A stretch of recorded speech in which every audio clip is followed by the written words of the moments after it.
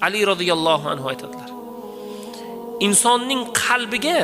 Insonning qalbining tub-tubiga ham har kim kira olmaydi.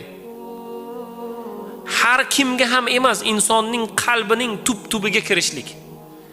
Lekin insonni tub-tubiga kirgan begona ziyoratchi bir lahzada o'sha qalbni vayron qilib chiqib ketishi mumkin.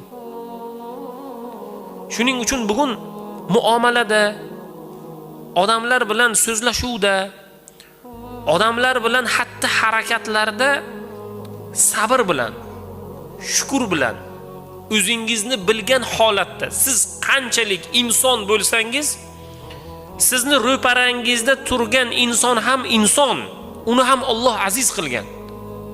Sizni shoxingiz bor, uni shoxi yo'q emas.